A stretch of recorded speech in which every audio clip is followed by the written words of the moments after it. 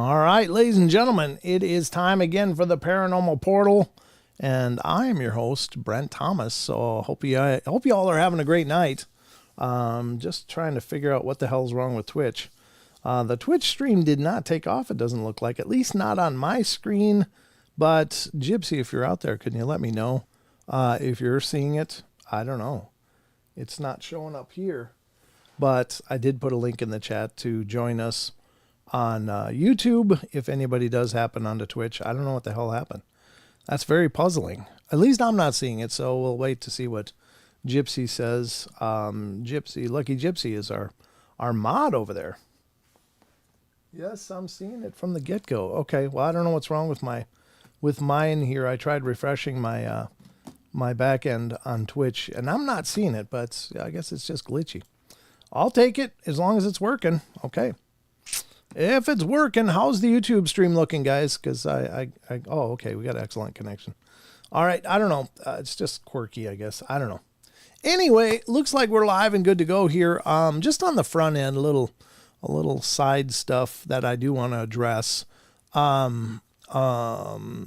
Okay, so recently, actually on the last Wednesday's live stream, when Don was here, I said, look, guys, I think we were at like 12,985 subs. And I just put it out there. Hey guys, put out the word. It's just so we can get over 13K and move on. And now it's not a huge audience, but I'm really proud of that number because it's grown organically ever since the start. So, and I talked about this last night on the show, so I forgive me if I'm being redundant, but I do have an update for y'all.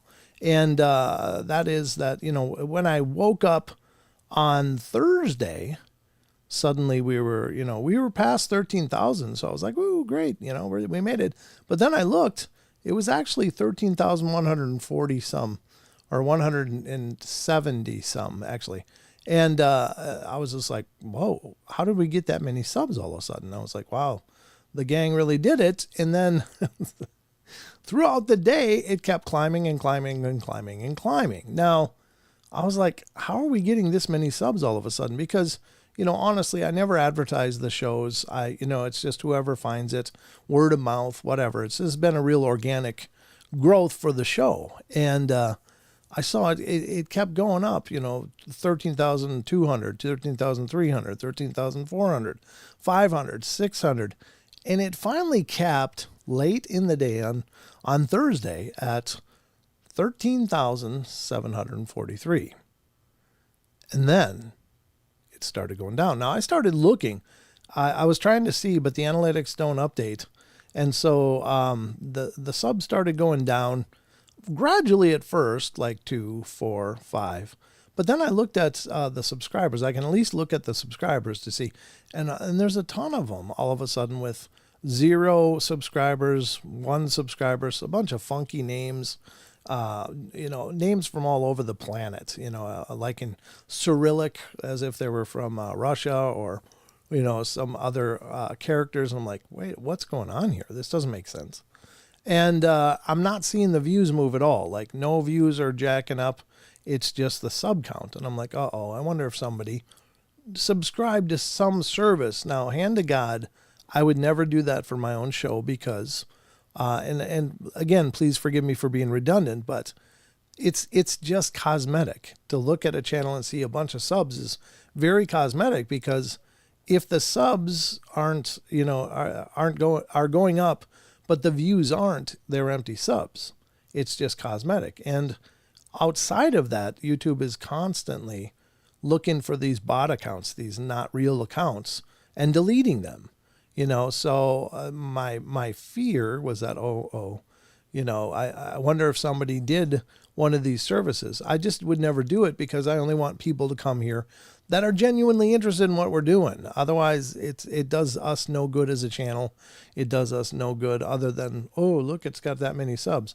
But then you look at the playlists and it's like, you've got all these subs and you only got a small fraction of the views. And that doesn't make sense. And you'll see that on a lot of channels out there. And, to each their own. I'm just telling you that I would never do that just because I don't want that to be the reason our show grows. I want the reason the show grows is because people are here, they're involved, and they're interested in what's going on. So anyway, yeah, sock puppet accounts, exactly, Renee. And so I keep seeing the number going down, and down and down, and it fell. Last night, it was down to 13,600.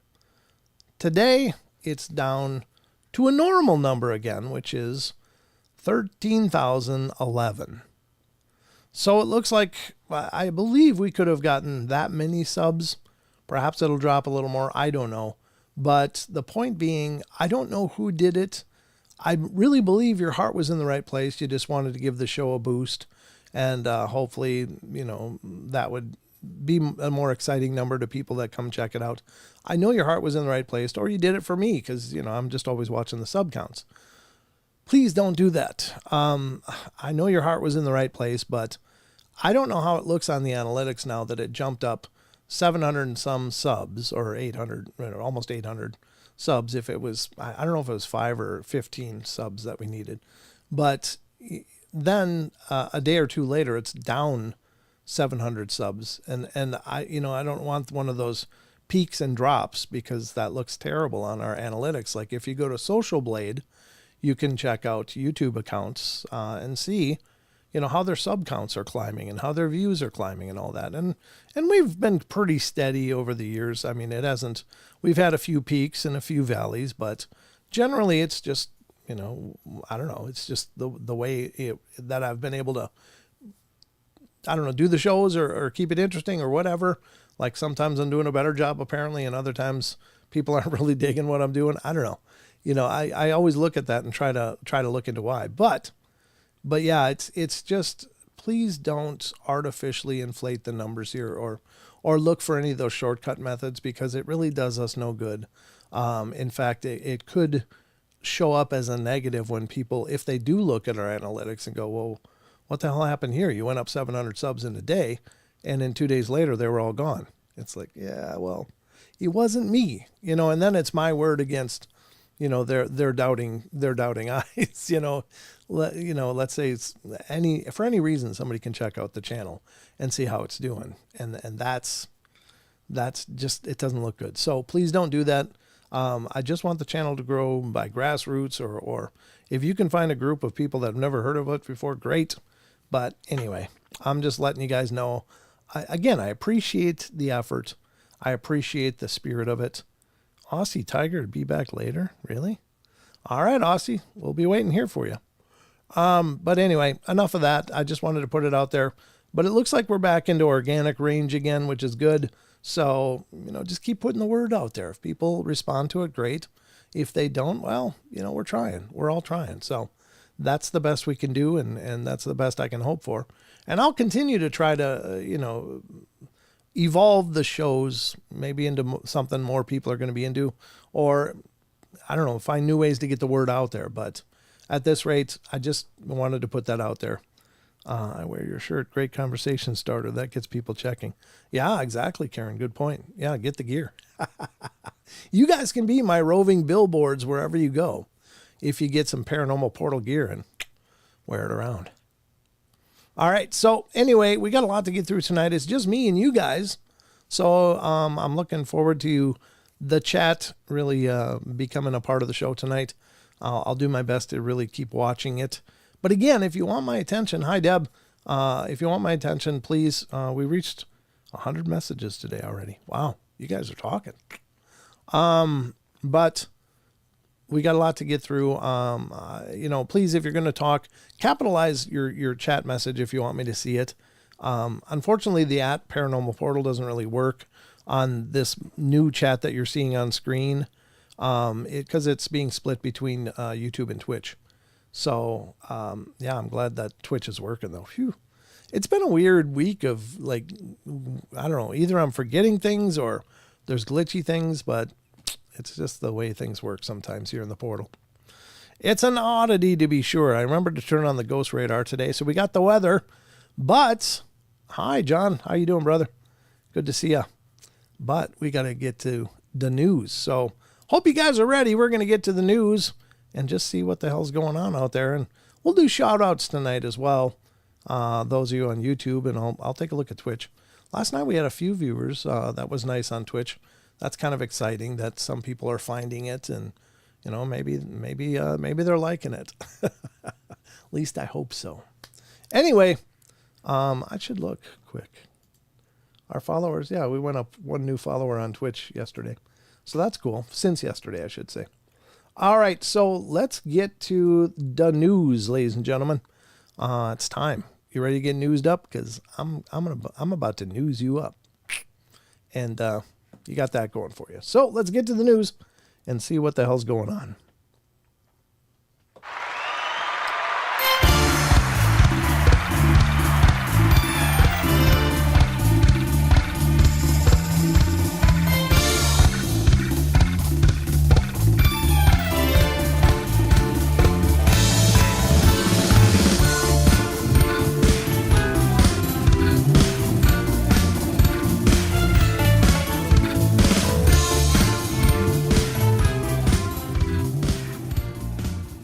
That's right. Deb will be back next weekend. She's doing a Saturday show with me next weekend. And next Friday night, we got Small Town Ghost Stories coming on. Or Hometown Ghost Stories, sorry. I always trip up hometown, small town, hometown. Because I talk to both groups. It gets confusing. I'm like, which one am I meaning? So I apologize. Yeah, Rob and Dave and Jesse. Wonderful guys. I hope if you haven't, you go and check out their shows. I just really am impressed with what they're doing over there. They make custom pre-recorded videos for every show. And it's really well done. They cover a lot of amazing topics, have a lot of good insights. And they're actually, I don't know when the phones will be up. That's a great question, Deb. That might be a problem. I'll have to keep looking into that or look at picking up phone lines of our own, and I'll have to change the number for the show. But either way, we're gonna get after it and figure out something. Hopefully by next weekend. I didn't think about that. Wow, I'm just in such reactionary mode still. I just got so many things cooking, and I don't know. Good point though. We need phones for Deb.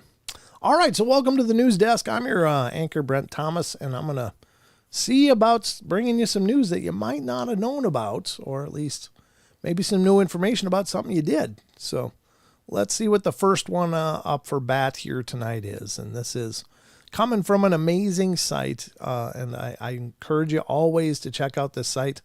And this is unexplained-mysteries.com. And I think they do an amazing job. And all of the sites that we use on the show, please try to go visit them. Go click on them. Go check out some articles, because I wouldn't use the sites if they sucked. I really wouldn't. But they're so professionally done and updated constantly. And I really believe in these sites. I truly do. I wouldn't recommend garbage sites to you guys. So check out unexplained-mysteries.com. Give them some traffic, because traffic equals revenue for sites. And, you can help keep their lights on as well. So, all right, the first one up is from unexplained-mysteries.com. This is, and these are weird things, and I've seen these pictures around here and there. I didn't know if they're real, but I guess they're real. Venomous blue dragons are washing up on beaches in Texas. Look at those damn things. I think they're really tiny. I don't know how venomous they are, if they're venomous to us, or if it's more like, ooh, a little sting, or I don't know how it works, but maybe the article will say. But I have seen pictures of these things, and God, they look like they're from space, just like octopus, octopi. They are just spectacularly beautiful things. They've got all those really vivid colorings, but usually in nature, unless it's a bird, but usually in nature, if amphibians are brightly colored, that's a bad sign, and you should stay away from them. I don't know if these are amphibians or what the hell they are, but it doesn't look like it has scales, so I don't know if it's a fish or what. But at any rate, let's read the article. A strange and rarely seen type of sea creature has been appearing more and more frequently along the coastline. Spotting a vibrant sapphire coloring and unusual wing-like appendages, The blue dragon, or whatever the hell that name is, Glaucus atlanticus. Oh, I actually could say that one. It's quite unlike anything else that you are likely to see while visiting the seaside. Beachgoers are particularly surprised, therefore, to find dozens of them washed up in the sand along the North Padre Island just south of Corpus Christi, Texas, last weekend. The spectacle prompted marine biologists to warn people not to touch them. If someone gets stung by a blue dragon, it would be intense pain for about an hour. Marine conservationist Jace Tunnel, his name is Jace Tunnel, wow, told Mail Online. I mean, I'm not making fun of the name. I just don't think I've ever seen anybody with the last name of Tunnel before. People might experience nausea and the feeling like needles scraping the skin, and anyone who's been stung by a man of war knows what I'm talking about. It's believed that many more blue dragons will wash up on the beaches in the near future. This is just the first blue wave of these organisms washing in together. The HART, H-A-R-T-E, I imagine that's HART, Research Institute wrote on Facebook. Each spring, we get strong southeast winds blowing in, and we get a wave of man-o'-wars by the wind sailors, blue buttons, and the organisms that feed on them, the rarely seen blue dragon. You can expect to see this happening more as we get into spring. So maybe it's not unusual, but those things are definitely unusual. So where's the stinger on these things? Oh, is it like a poker on the tail, or like is these actually able to sting you on all these fin things? I don't know, but I guess it's just best not to touch them. Now, one of the pictures I have seen of these is apparently a guy holding one in his hand. And I don't know, they're not very, well, the picture that I saw, it wasn't a very big one. I don't know how big they get, but they really are striking, though. A lot of very vivid blues. Anyway, be careful if you're along the coast. In Texas, I don't know if they're just in the Gulf of Mexico or are they all over the oceans? I don't know what the hell these are. But, word of caution, if you see something blue that looks like this, don't touch. You're welcome. All right, that was the first article tonight. I got a few more. Pulled up 4 for you tonight. So I guess we should get to the next one. And this is also from Unexplained-Mysteries, as are the next 2. Just so I can get that out of the way. That's, I love this site. I really do. All right, this one is unexplained-mysteries.com brings us, is this a UFO? Truth behind viral UFO over Sweden clip revealed. If it's truth revealed, chances are they're not going to say, yes, it's a UFO. I think it's something else. A short clip showing a strange object moving rapidly across the sky has been doing the rounds on social media recently. The footage, which appeared on Twitter, Facebook, and now TikTok earlier this month, quickly gained a great deal of attention and was shared far and wide by other users. It shows a grainy black and white, a strange oblong-shaped object traveling at considerable speed across the otherwise featureless sky and off into the distance. The object has some sort of structure attached to its underside, sort of like a keel of a boat. But is this really genuine footage of a UFO, or is there an alternate explanation? It wasn't long before Reuters had posted up a fact-checked article in which it had traced the video back to the original post on February 6th by a user describing themselves as a 3D artist.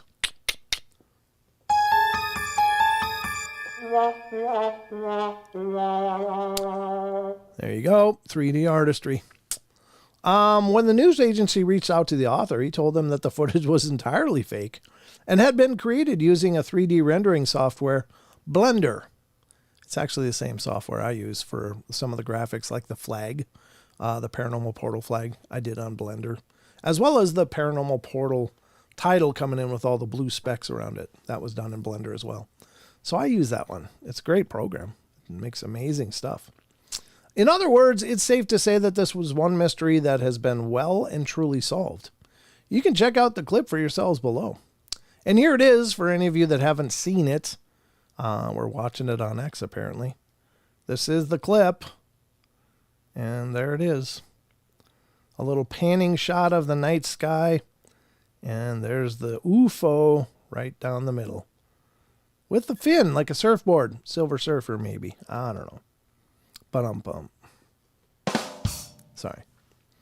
Gave myself 2 that time. 1 verbal, one sound effect. There it is. I mean, that's the problem is with this stuff, is that it's not hard to fake this stuff. It's not hard at all.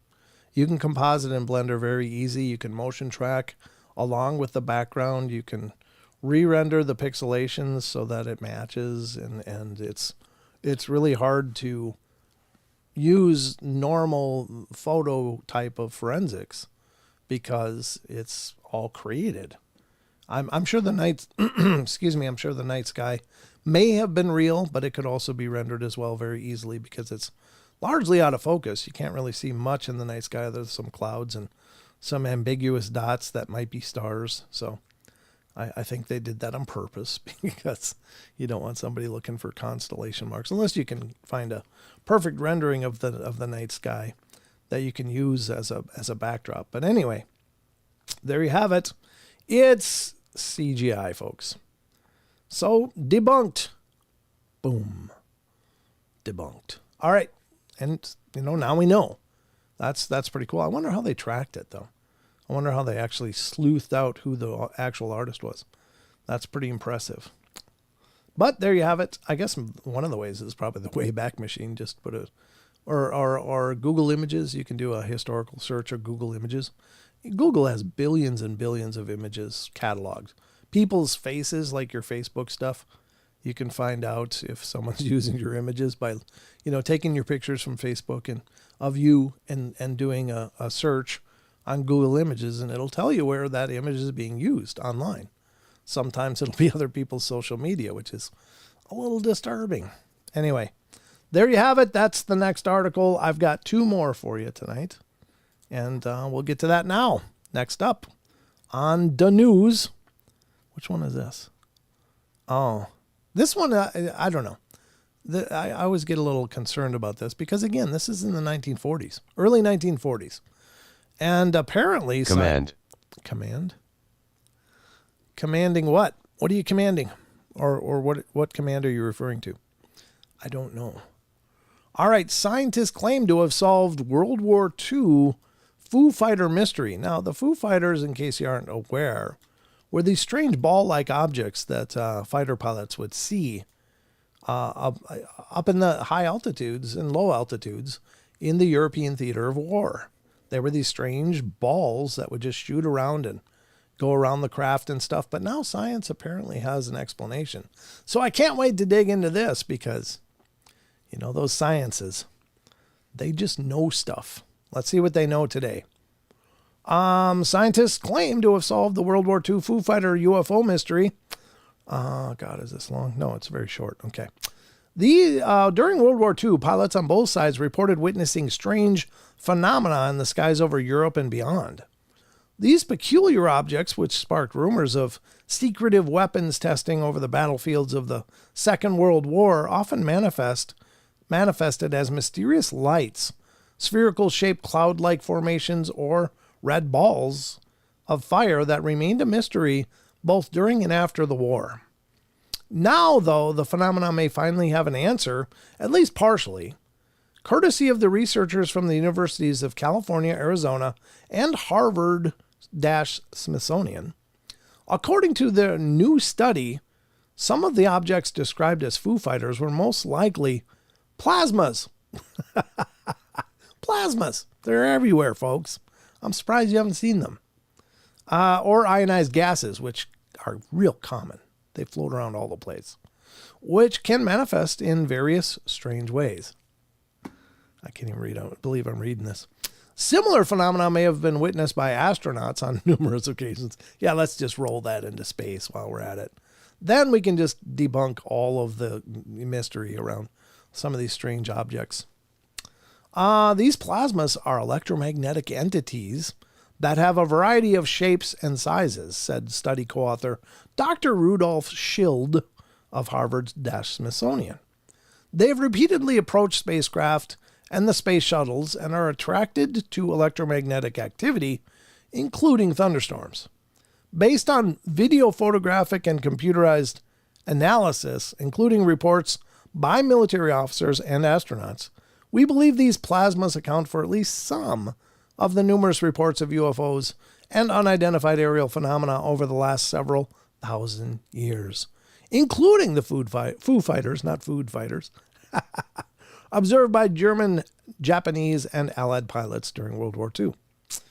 I'm not even going to bother with this because I don't believe it. I think plasma balls are an incredibly rare phenomena. Not that UFOs aren't as well, but they generally are apparently observed more commonly, allegedly, around periods of tectonic shifting and earthquakes. So it's not just like these things are just being spit out all over the place and they just drift around. And interestingly, they did say entities, which is an odd way to summarize what it is. And I don't know what he means by entity, but that's a strange word to have chosen for describing these objects. He could have said phenomena or electromagnetic anomalies or whatever, but he said entities. So I don't know what that means. But anyway, I don't think that could be even 10% of what was seen there. Maybe some were. I'm not saying the phenomena can't happen. And maybe there's other causations for the phenomena that I'm not aware of. I'm not the most learned person. So, I just want to throw that out there. I just catch little tidbits of information all the time and I put it in here. And, hopefully it's relevant when I need it. But I don't know. That's very strange.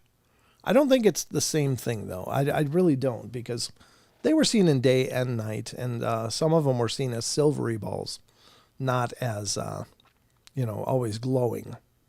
Now, I'm sure it's electromagnetic. I'm sure there's something electromagnetic with the propulsion systems of these things, but I don't think that they're, a naturally occurring phenomenon most of the time. I think they could be many things. I've seen small sphere-like shapes high in the upper atmosphere with my night vision binoculars. I've recorded some, but they're literally just these little specks.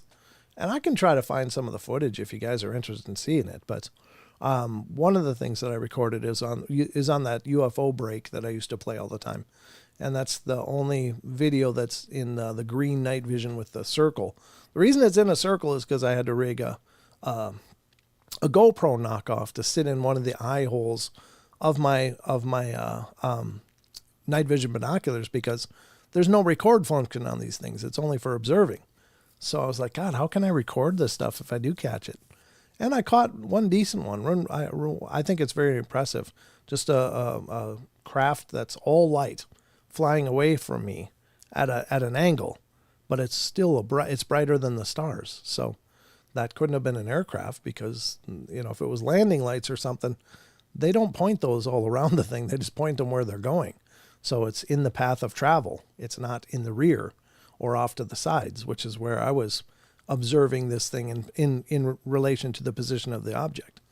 So whatever it was, it's pretty impressive. In fact, I guess I can just see if I can pull it up quick, just for your guys' information. If you haven't seen it already, let me just pull this up and see.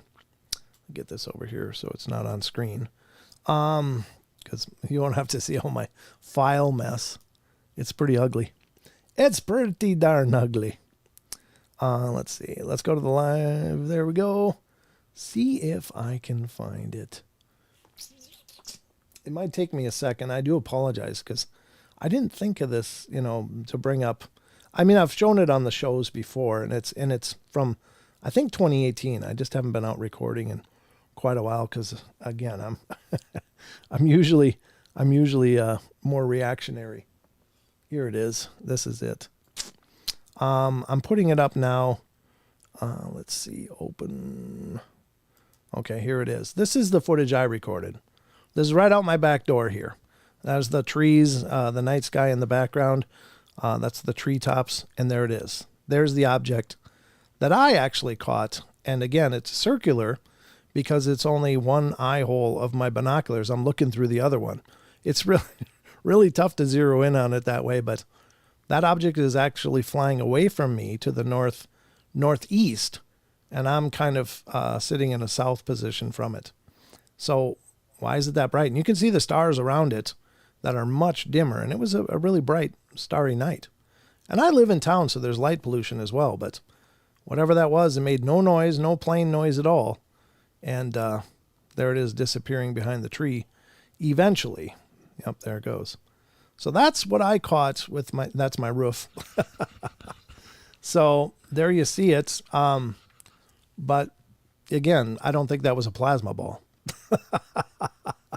I don't think that was plasma. Just burping around and checking out the sky. It's just replaying now, so that's the same thing. But again, these are stars. All these things around here are stars. This is way brighter and flying away from me, and yet it's as if it's shooting a headlight right at me, very brightly. So I don't know. I don't know what you guys make of that, but I thought that doesn't make a lot of sense to me. I can't see the chat right now, but I'll look at it in a second here. So that's my footage that I captured right out the back door here. Up here, there's a lot of this stuff going on. I don't know what it is about this area, but this is also in the area where I saw the saucer-shaped UFO with the marquee blinking lights around it, with this same style of night vision binoculars. This is Generation 1 night vision, so there you go. Hope you guys enjoyed that. But that's my footage. I don't know. What do you think? You think I caught something? Omar. Who's Omar? That's a new name. Omar Corona, how you doing? Oh, yeah. Okay. Well, maybe you got some light balls going around you as well. You better stock up on underwear if you're shooting out plasma balls, though. Man, that'll cook a hole right through the drawers, man. The way outs are here. Flintstones reference. Oh, yep. So anyway, all right. I'm just checking the chat here just to see if I've been missing. I've never shown that under filters, Brent. I posted some GIFs in the Discord general chat. Okay. I meant to say I saw one too. Oh, Elijah. That's the minion right there, folks. That's my youngin'. So that's the minion. He helped me with the drawing, giving away the Discord t-shirt. And you can check out the video. we recorded the actual drawing, and I forgot to enable the sound. So it's all just us doing it. And then we recorded another clip where he's rereading the winner. So good catch, Brent. Thanks, Isaac. Yeah, I mean, oddly enough, if I go outside any given night, now I see things that are smaller than that, much higher in the sky, very commonly, and even making like crisscross patterns.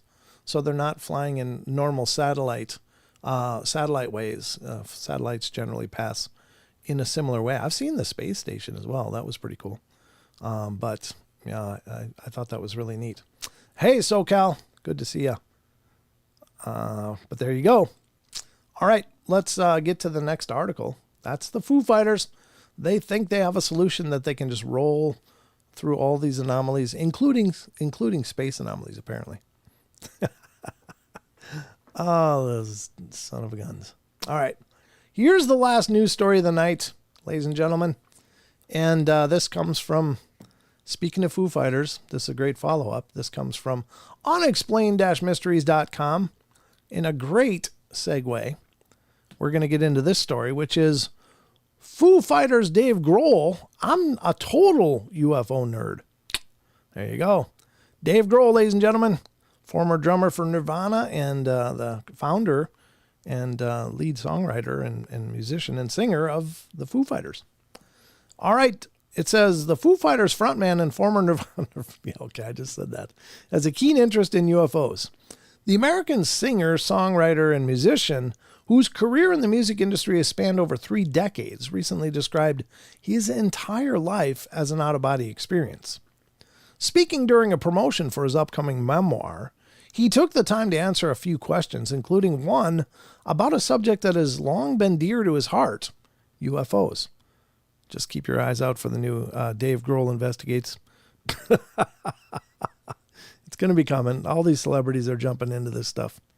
Even Megan Fox is like has done Bigfoot stuff or whatever. So, and I think that's fine. I mean, God, anybody can be interested in this stuff, but they certainly have a boost generally speaking, when they go into this stuff, because it's like they're already famous. So whatever they do, they could, they could blow their nose and people would be eBaying the Kleenex, But anyway, Foo Fighters are named after a military term for UFOs. What did you think of the supposed UFO images that the U.S. government released this summer? The interviewer asked him. Oh, I'm a total UFO nerd, and I've been for decades, he replied. So I've been following it, but what's happening now I don't think is new. I'm of the belief that we are not alone, and I'm totally okay with that, It doesn't really change my day too much. When I look up at the stars, I think, God, I hope we're not alone. What a drag that would be. Back in 2015, he also spoke to Billboard magazine about the topic. In another life, I hope I was an astrophysicist, he said at the time. I spend most of my time online in the science section of Google News. It's what I do all day long. I'm a total UFO fanatic. A clip of him talking about UFOs and government cover-ups back in 1995 can be viewed below. And I'll put that in the chat if anybody's interested in checking it out. You can, because that's how we roll here on the portal. So I don't think he's interested in plasma balls, though. I think he's looking for the real ones. I know I've seen a real one, and possibly several. But it's funny because I didn't see anything for all my life. And then once I saw the first one, it wasn't long after I saw another one, and then another one. And even back in Minnesota, I saw one. It was like, boom, come down an absolute 90-degree angle from the sky, right above my house up on top of the bluff. It was like on the other side of the bluff, but came straight down. It might have been further back than that, but the problem with night skies is you really don't have a depth perception, so things can look pretty far away. But I can tell you that it didn't look by the trajectory that it was much past the horizon of the bluff when it came down. So I don't know. Not making any serious claims, but what if? So that's Dave Grohl. Speaking of the Foo Fighters, there you go. Not only the anomalies in the European theater of World War II, but the musical group as well. You're welcome. That's a hell of a segue here on the portal. So I guess that's going to be, 70s. I hear you, Rachel. I just had the public library. Our school library, I don't think had anything. So we're going to wrap up the news now and get back to the rest of this. So buckle up. We're heading in.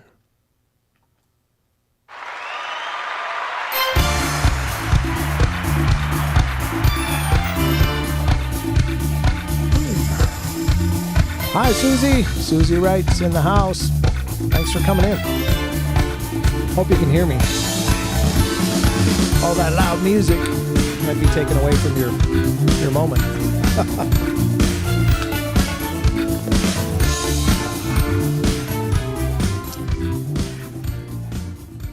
All right.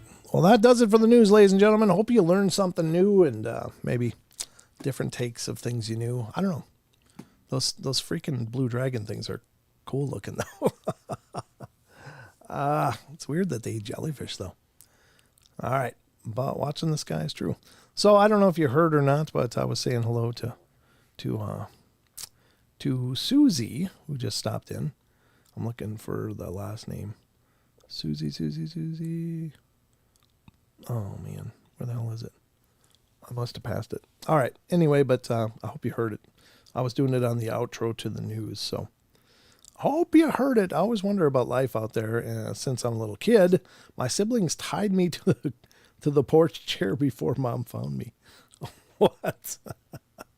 That sounds like a lot of fun. I don't know. You got some twisted siblings there. All right, Susan Wright. Okay, thank you, Susan Wright. Thanks for coming in. Thank you, Karen. Appreciate you getting my back there. I'm already terrible with names, just so you know. I won't remember most names. It's nothing personal. It's just my personal dyslexia. So just so you know, I'm glad you got the joke. Yeah, I got the joke. All right, let's see. Let's see what's next. All right, I think we're going to get to the article we've been cooking through for a couple days now. And it's been a good one from Thought Catalog. Oh, we got to do I almost forgot, folks. We got to do the question of the week. Oh, wow. I almost totally dropped the ball there, folks. All right, the question of the week is our highlighting our Discord channel. And our Discord channel is a lot of fun. We've got a wonderful group of people over there, and just amazing participation, a lot of posting of links and information for each other. And if you like the chat room experience on our YouTube channel, you're going to love the Discord.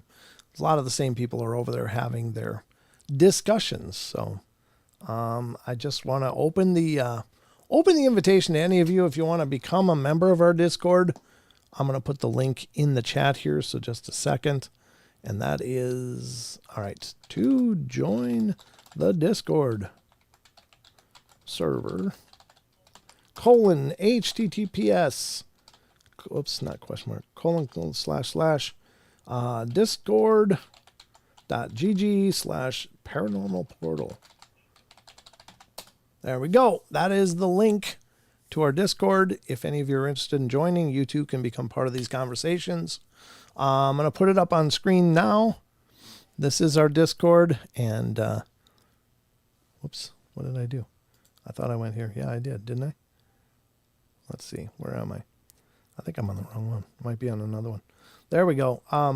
This is when you join the Discord, you're going to end up in the general tab here. That's where everybody starts. So, this is where you'll pop up. I haven't seen anybody new join in the last day or two, but somebody new just joined not too long ago. Here it is. Jeanette had just joined. So everybody's saying hi to her. And if you join, we can say hi to you too, and you'll be part of the fun, the thrills. Look at Renee's posting all these things. Jeez, that's some cool stuff with portals and all that. Was that Pug Normal? That's cute. Dancing chair there. And the ghost from Scooby-Doo. And Renee posts tonight's episode. Very cool. So the thread that I want to point out to you, though, is this one. And this has been spearheaded by our good friend, Mr. Chucky Danger, who has been taking care of the question of the week. We've got a lot to get through tonight, obviously. Before I do that, though, I should do this.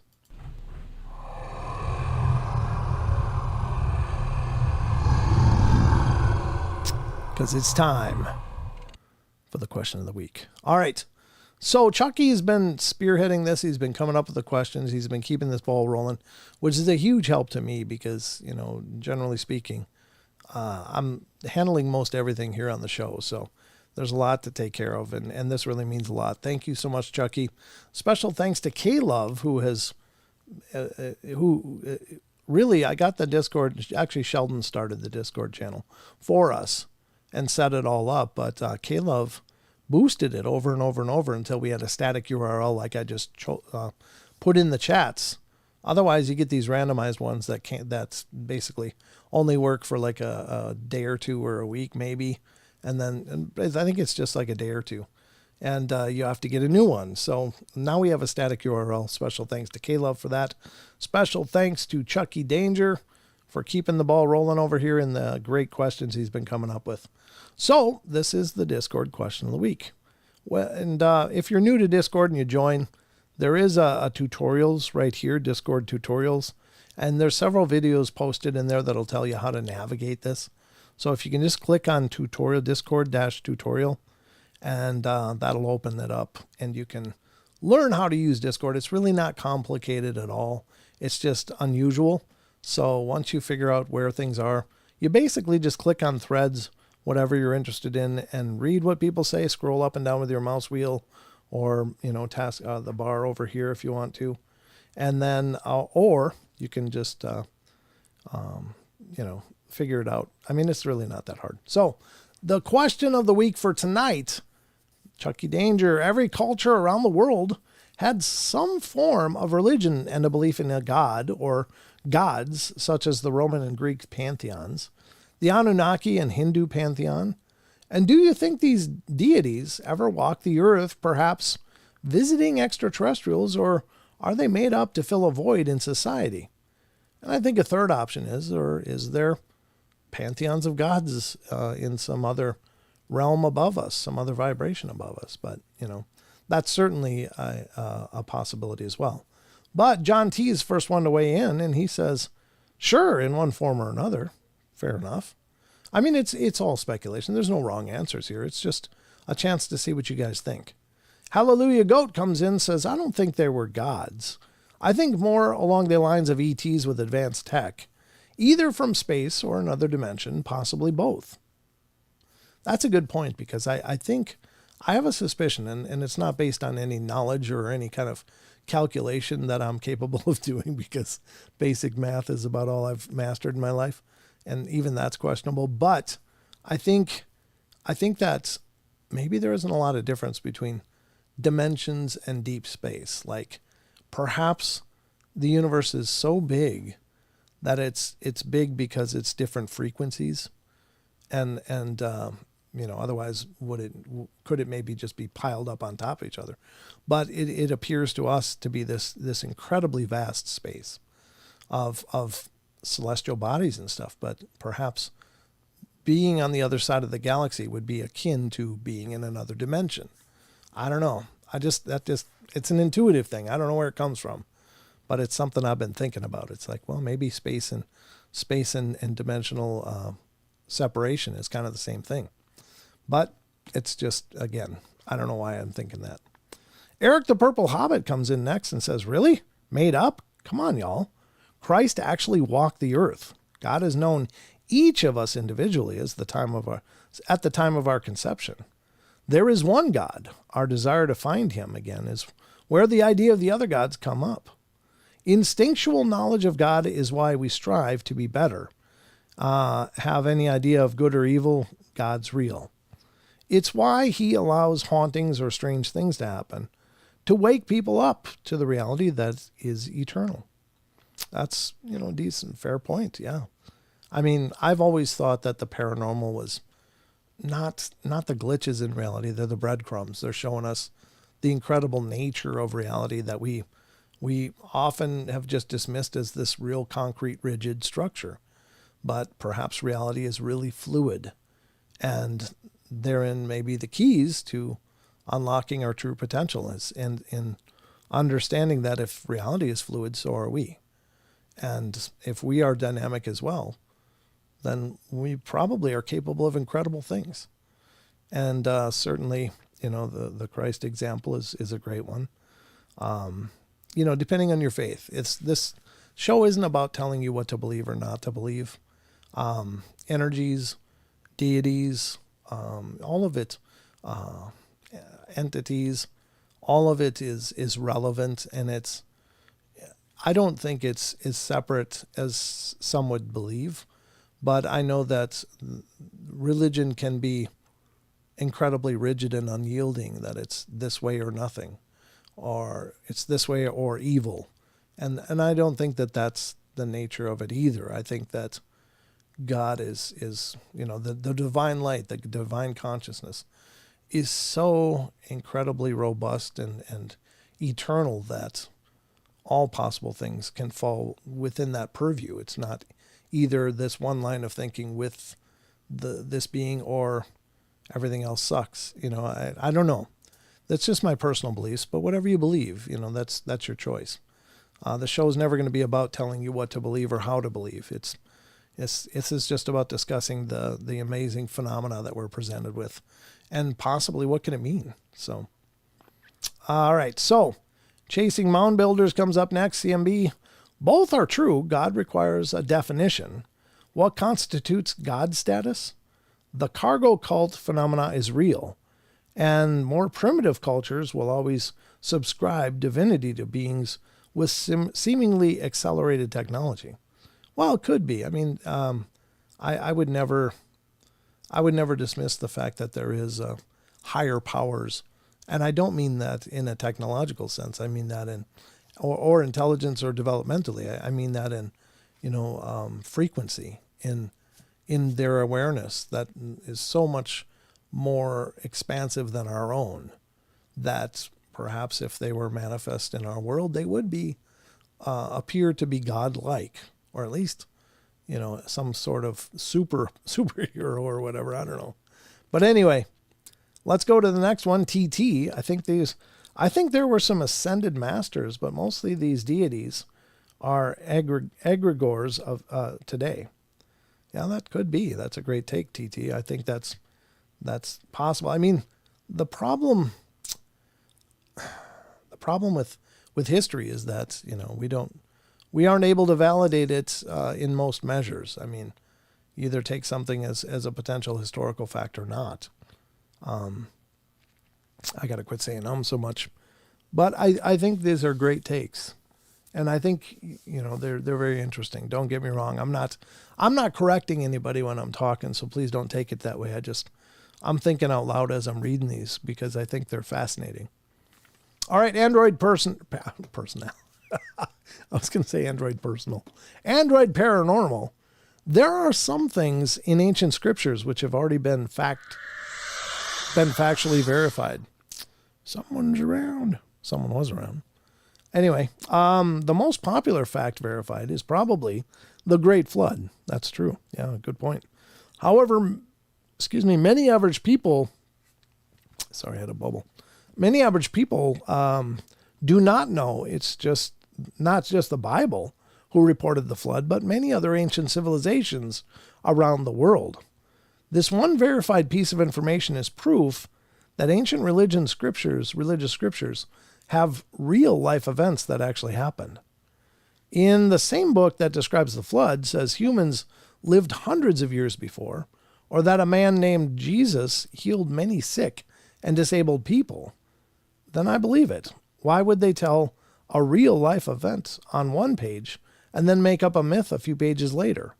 That does not make sense when it's text intended to inform future generations.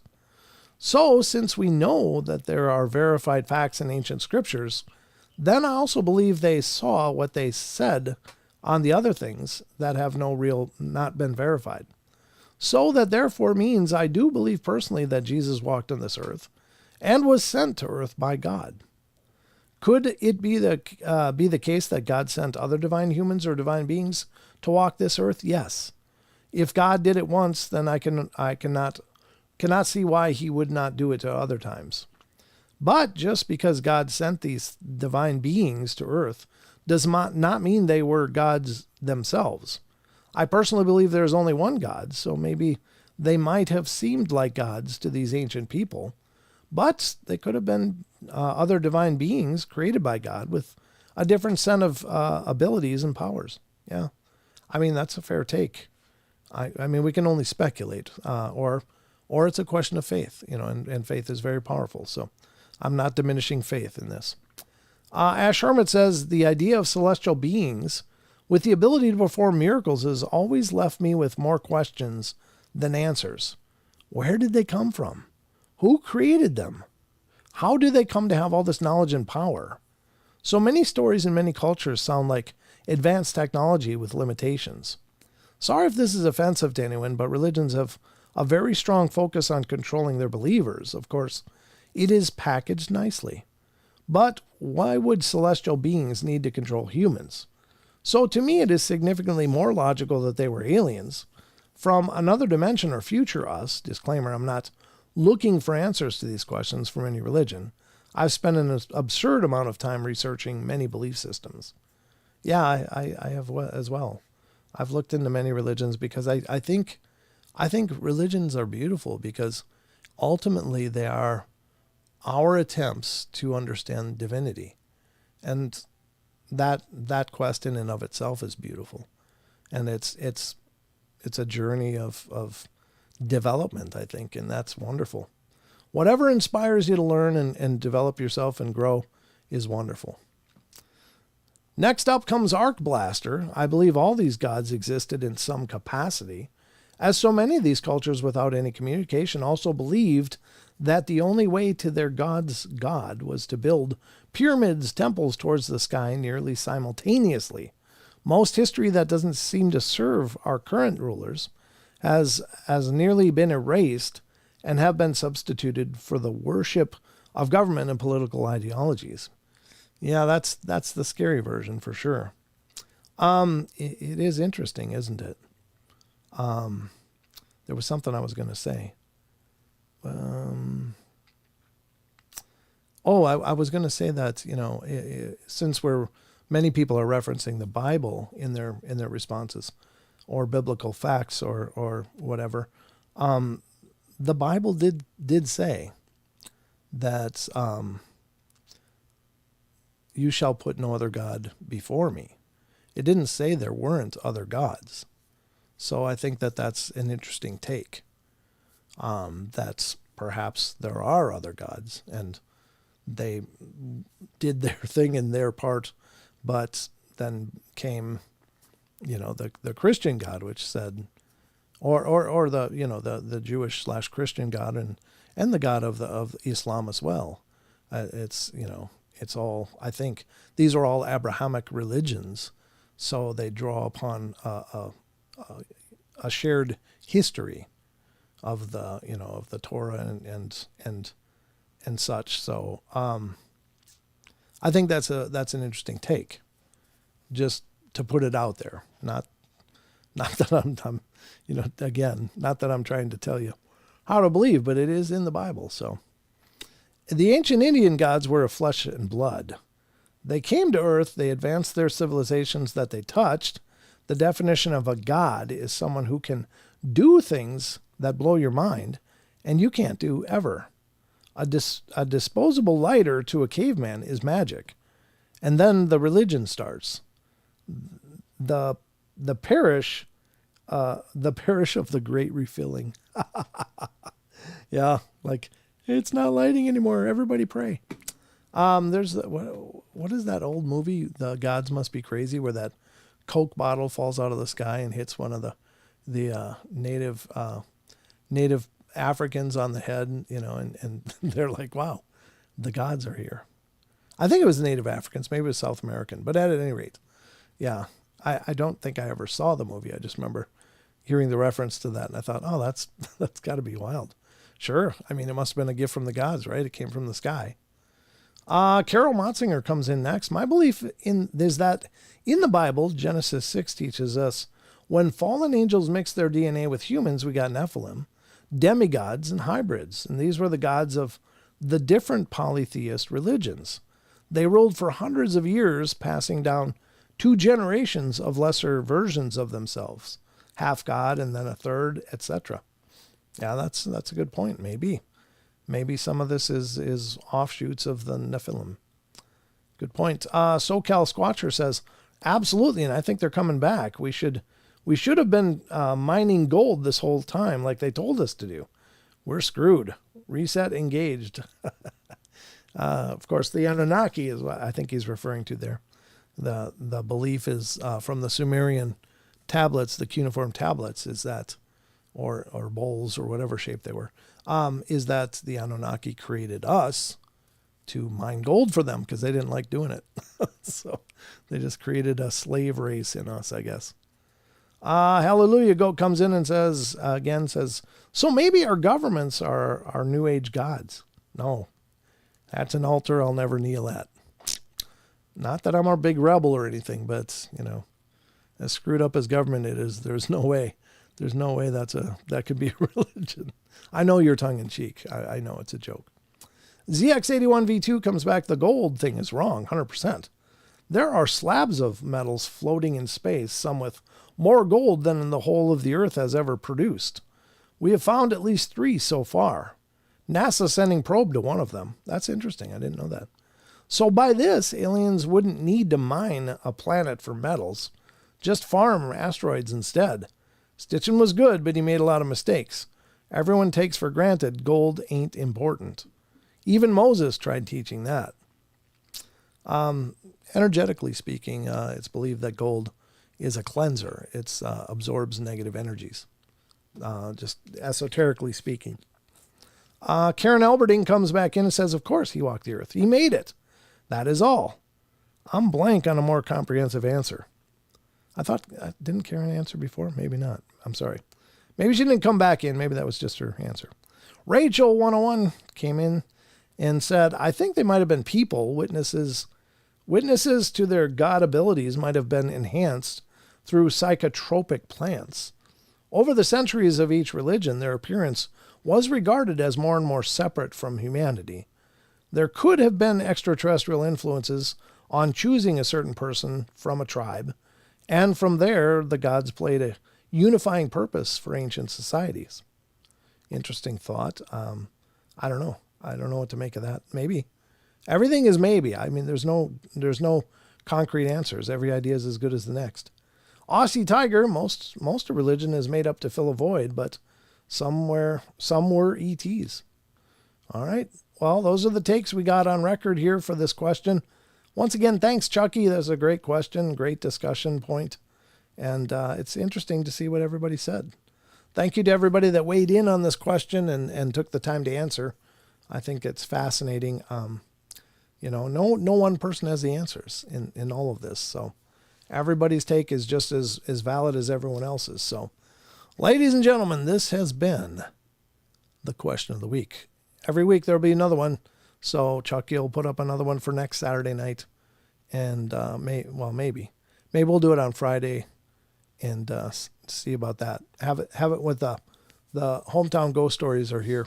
We can go over the question of the week with them, because if I get the phones or get phones working, then what? then Deb can do her reading show on Saturday. If not, might have to postpone Deb's show. I don't know. It's just another expense, and I was getting a really good deal, chaining the phones off of TFR. Excuse me.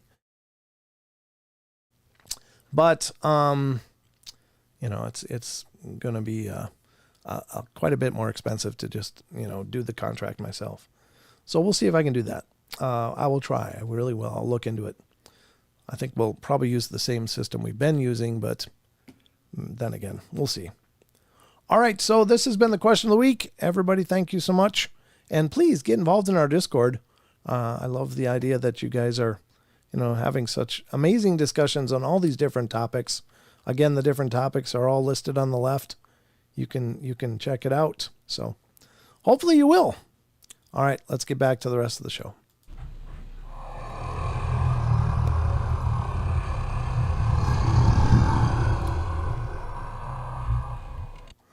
All right, ladies and gentlemen, it's the night is rolling along. We got 61 people in here. Excellent. I hope you all are enjoying the show, and I hope you'll like it. Leave us a like. That would be fantastic. The Art Linkletter Show. Joe, I know I've heard the name Art Linkletter, but I couldn't tell you what Art Linkletter talks about. That's funny. Art Linkletter. God, that's a name from the past. Joe Snore is back. He's always asking if we're some other show. Joe, this is the portal. You know it. The snapping of plastic. Oh, it's a robust, wonderful sound. Not really, but anyway. All right, what did somebody say there? Wander, I think Brent posted the Discord link earlier in the chat. If you scroll up, yeah, just scroll up. It'll be up there. It's up there. I mean, I got to keep typing it out. So, no, TFR's been actually down for several days, John. I don't know if they're up now. I never got any notice, so I just connected to YouTube and Twitch for tonight. I know it's been down though. I don't know what the problem is, but I've reached out to Chris and Cherie and I haven't heard back. So hopefully they get it figured out though. Again, TFR is where the Paranormal Portal started. That was our nesting home, where we grew from a tiny egg into the bigger egg that we are now. So anyway, no, it's the Joe Schmo. All right. So Lucky Gypsy says, all right, we got the article that I was going to go to before I remembered we had a Discord question of the week. So let's get to that article and start digging in there. There may have been deities or idols in the past. I believe in the great I Am, the God of the Father, the Son, and the Holy Spirit. We are made in His image. Yeah, I mean, that's wonderful. And it could very well be right. I love when people have a strong faith. I think that it's so important, especially in today's world, just speaking in the terms of God and whatever that means to you. I think having faith in a higher power, and I believe I believe that, God is a real consciousness. I don't think we can quantify what God is in our, in our small minds, but to, yeah, I am, or Yahweh, El Adonai, Elohim, Jehovah, whatever names that you attribute. And of course, there's other religious names from other religions. And I don't know. I think they're all basically the same being. That's my take on it. And again, I think that religion is our attempt to understand divinity. And the guidebooks that we have may be actually divinely inspired. But I don't know if this is proper to say or not, and I certainly don't mean to offend anybody, but I think we're all on a journey to that same destination in our hearts, to reconnect with that divine being, because I think that we were created from that divine being. And I think that that God is like a great garden surrounded by these gates, and the gates all have words written on them in different ways of writing. And I think that these gates represent faiths, and all the gates lead to the garden. It's just, you got to find one that you can read and that you can understand. And so maybe that's why there's so many varied religions and such around the world, is that these are all our attempts to enter back into that garden, like the Garden of Eden. If it's an allegory, maybe it was a state of being, rather than a place. Maybe it was a state of living in perfect connection and harmony with the divine. And perhaps, our earthly ways are what, caused us to fall out. I don't know. I mean, this is stuff I've mused and thought about.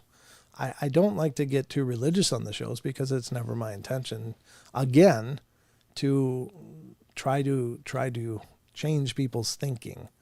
I think that, anybody truly looking will find their answers. And they're probably not going to come from the Paranormal Portal. And so I don't ever want to get preachy either, but I'm just telling you things that I've thought of. Hope that's not offensive. I don't mean it that way. So let's get to the article that we're going into. And this is, where the hell is it? Where is it? Where is it, by God? All right, here we go. This one's actually number 10 on the article that we were going through. This is a thought catalog article. We've been reading it on a few shows now. It's really well done. I love these aggregate articles where they take, these responses from Reddit and they put them in a single form long article. I think these, even though these stories probably leave a lot of questions in our mind, they're very interesting, and they really cause you at least to think about that one part of their experience. I mean, again, I got a bunch of questions. If I was talking to these people, I'd be asking a lot of questions to try to understand the experience better. But hey, Jason, good to see you. Thanks for coming in. But I think this is great. But before we do that, I do want to do shout outs.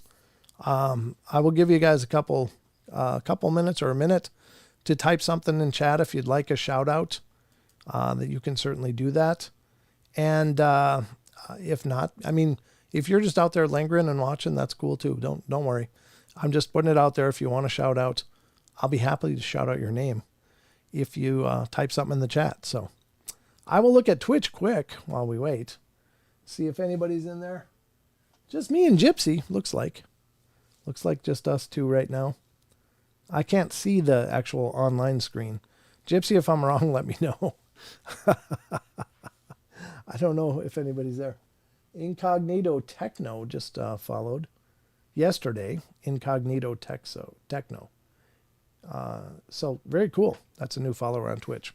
Always wonderful to get new people following. So if you're watching on Twitch, or if you catch this stream after the fact, please follow the show. We do these live streams every Wednesday, Friday, and Saturday, most every. But keep an eye on our Facebook pages for any omission days. So mothership is coming. You got it, Rick.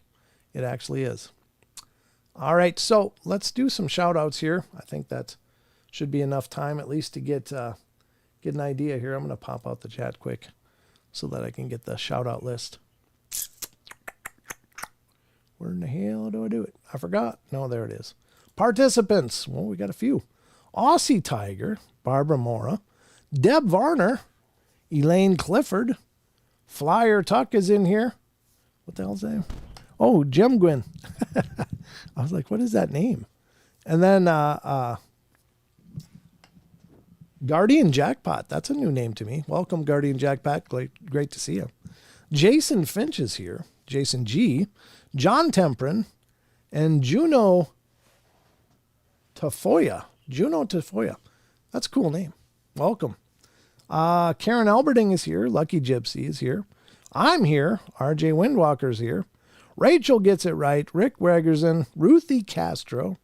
And SoCal Squatcher is here. And Stone Hobbit and Wizard Moon. Welcome, everybody. Thanks, you guys, for coming in to chat and be a part of the show. Did someone... Oh, Kat Doherty's here. Hi, Kat. Good to see you. Welcome to the show. All right. So, Kat, is this your second show now? I'm glad you're sticking around. That's awesome. John LaBella is here. Good to see you, John. Great to see you. And, yeah, glad to have you all here. Thank you so much for tuning in and being a part of the journey. That's what it's all about. I got 161 views. That doesn't mean 161 people have come and gone or come. That just means they've stopped in. So, or people are clicking back and forth between things. And I think it considers each click on the tab a view. Hey, Fourth. Good to see you. The Fourth Caller. Just wanted to say hi to everyone. I'm usually watching. My computer died, so it's a pain to comment anymore. Always glad to be here. Always great to have you here, man. Thank you so much. Chiming in from Dulce. Good. New Mexico. Wow. Lots of funky stuff in Dulce. You'll have to let us know about the Phil Schneider story. Do you think it's true? Phil Schneider, of course, was a person who was apparently involved in, like, he was like an engineer with the military, and he was involved in creating deep underground military bases, and they were digging down and apparently hit a kind of a hornet's nest because they ended up finding a gray alien in encampment underground, and ended up doing battle where Phil was hit and somebody was killed. And I don't know if they ended up taking down any of the grays, but it was not a friendly greeting. Hey guys, great to be here with you, says Ninja Dave. Good to see you, Ninja Dave. Awesome. Happy birthday, Dad. Whose dad is, whose birthday is it? I'm a loser? You're not a loser, Renee. You're awesome. You've been with us for a long, long time. No, I've watched for years, just don't always comment. I'm in Spokane visiting Dad. Tomorrow's his 52nd birthday. Or 82nd, sorry. Wow. Okay, gotcha. Well, wonderful. That's wonderful. Thank you so much, Kat. Is that name familiar? I don't know. Have you popped in before and chatted? I'm sorry. It's just, again, my personal dyslexia. So, all right. Well, let's get to this article. I'm sorry to keep flip-flopping around. I just see things in chat and I want to respond to them. Number 10 is the one we're on. And this is an article of, what is it, 25. So, got another 15 to go after this. Here's the article. Oops. Forgot to turn that off. Rookie mistake.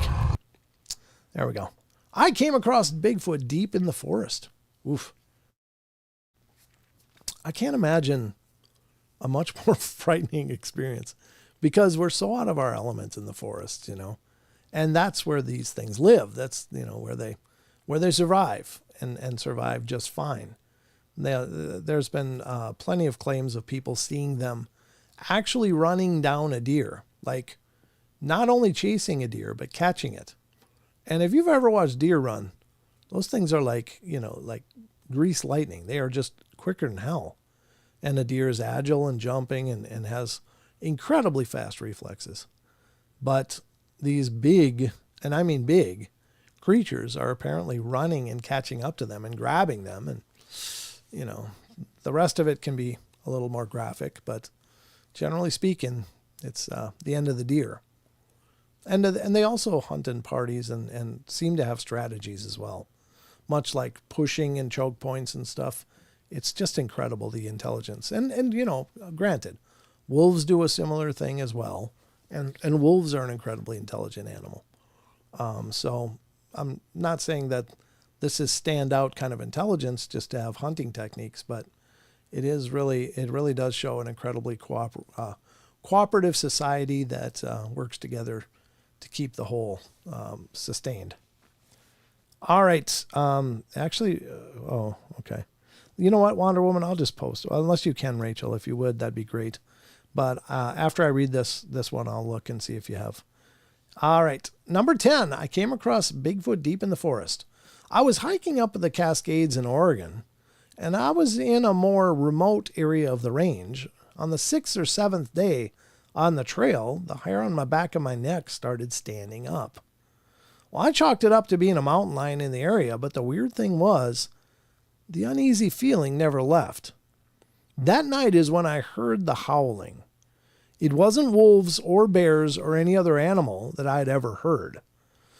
The closest thing I could relate it to is the noises apes and monkeys make. This persisted for a few nights. Eventually, things started rummaging through my campsite, and naturally I assumed it was a bear or raccoons, but then on the 11th day, I woke up, and my food bag was removed from the tree. Something had cut the line through. All my food was gone. Well, I decided to keep pushing. I had 4 days left till the end of the trail, and I'm familiar with what I can and can't eat in the area, and I could always fish for food. The same nightly activities occurred, and on the 13th night, something started throwing rocks at my tent. For some reason, I lost it.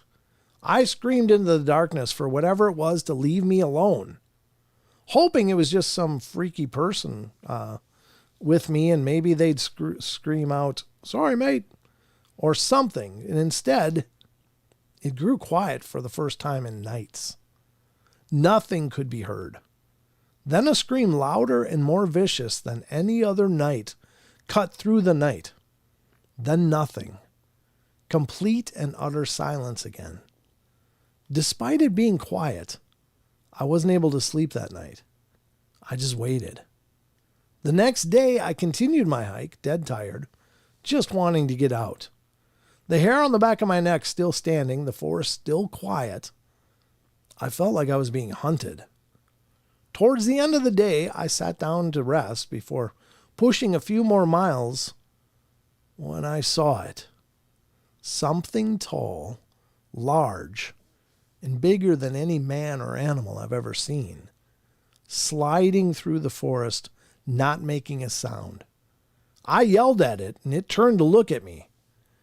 I never got a good look at it through the trees and the brush, but it was dark.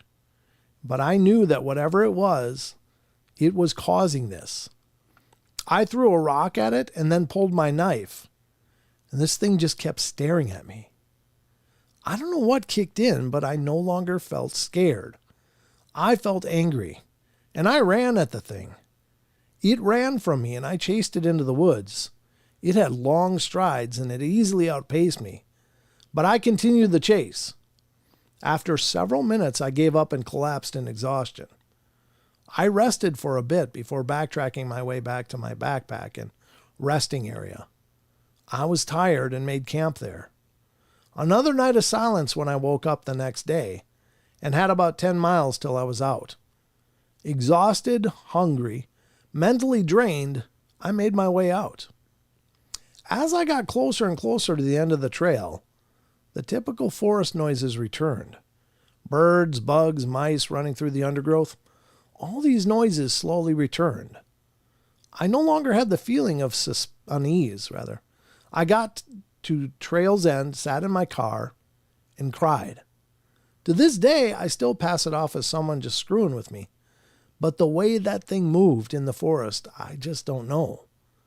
I told a park ranger about it, and he jokingly said they got a bunch of Bigfoot sightings in the area, but most likely it was just a local screwing with me, and my own imagination. I do a lot of long hikes, but that 15 days was by far the worst. That was written by Crimson Eagle 1. That's an incredible story. The whole forest silence thing is creepy as hell. And I know I hate to be so repetitive, but I've experienced that, but only for like 10 minutes. I don't know what that would be like for days. That's just frightening. I mean, could you imagine being out in the woods and there's nothing? It's like nothing's alive. It's just all dead quiet for days. That's freaky. That is really freaky. I'm glad the person made it out okay. I mean, I don't know. Maybe it was just a single one. Maybe that's possible. But they always say just, the one you see isn't the one you got to worry about. It's the others that are, surrounded you. So I wonder if there was other ones around, or if it was just maybe a rogue male just screwing around and getting a free lunch. I don't know. There's a belief in among some researchers, and it's based absolutely on just pure speculation, but the idea is that the family groups are, basically a male and a female, and then there's some offspring. It might be one or two or more. Might be even, two, maybe like teenager ones and then a baby or whatever, because, I think they don't stop. They just, continue to have offspring. But when the young males come of age, I don't know, it's like this instinctual thing where they're forced out and they have to go figure it out on their own. And so they're raised and they're taught, and then they're kind of just cut to the wind. And so there are a lot of stories of alleged rogue males out there. Maybe a lot of the road crossings and a lot of the sightings that we catch are actually these rogue males trying to figure out a home range, because they have to compete with the other groups that may be in the area. And so they might get run out of a lot of places, but it's anybody's guess. Again, it's speculation, but it does kind of make sense, to be honest with you. I don't know how many of them there are around, but I don't know. It's an interesting take. So those are just some of the ideas out there. Number 11, an evil spirit appeared inside my nightmares. Oh, dear God. Yeah, aren't our nightmares just kind of sacred? No, I think if you're having a nightmare, that's already a bad sign for something dark to start playing with you. Not really. I think we all have nightmares from time to time. It's always a relief to wake up when you're having just a bad dream. I don't really have terrifying dreams. I mean, much like Sheldon, I don't usually remember my dreams, just here and there. Sometimes I'll remember a piece or sometimes I'll have really powerful, very lucid dreams. And those are fun, and I remember those, but yeah. I don't know. Maybe, I don't know. I guess I consider myself fortunate. There was a time where I had a ton of bad dreams, when I was dealing with something dark, and that was pretty horrible. I remember them vividly because they were very, very real. It was waking up going, oh my God, and just rejoicing in the fact that it was just a dream, because it felt so real. It felt so horrible, but it's weird, very weird. All right. So anyway, are evil spirits potentially part of the reason we can have bad dreams? Maybe. Could be just the musings of our subconscious minds processing something we saw, some kind of psychological processing when we're unconscious. I don't negate that that's a big part of our dreaming as well, but just another take on it. What if there was a spiritual element to our dreams? All right, number 11, an evil spirit appeared inside my nightmares. When I was around 12 or so, my mom and I lived in an apartment in Texas. Well, she was a single mom, so it was just her and I for many years. I was and still am very fortunate that she put me first and did her best to make sure I had what I needed. Unfortunately, her work schedule didn't allow for her to be home when I got off of school, so I usually had to take care of myself in the afternoons until she got off. It wasn't too bad. Usually by the time I fixed myself a snack and got through my homework, she was home. I should note that at this time I was still sleeping with my mom, and I initially started out in my own room, but I began having these horrible nightmares. It was the same dream each time. I was sleeping in my room, and I could see a figure lurking in the hallway. I'd get up to turn on the light, and someone would grab my hand, and I would instantly wake up. The touch of that hand was the coldest feeling I'd ever experienced.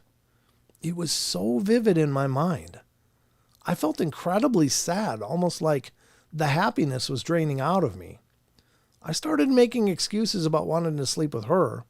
My mom never made a big fuss about it, and we would stay up late, reading on a regular basis, and I would accidentally fall asleep. I hated that room and avoided going in there at all costs. It got so bad that every morning before school, I would lay out a change of clothes in the living room so I could have them ready when I got home. My mom started to notice this routine and asked why I didn't simply just change in the room. I just made up some stupid excuse and brushed it off. I think it said my mom brushed it off, but it only says my brushed it off. I kept my bedroom door shut at all times, and I would hurry past it if I needed to use the bathroom.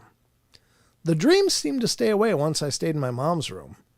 It had been so long that I started to forget about them, and one night my mom had already fallen asleep but was still nose deep in my latest library book, and it was late.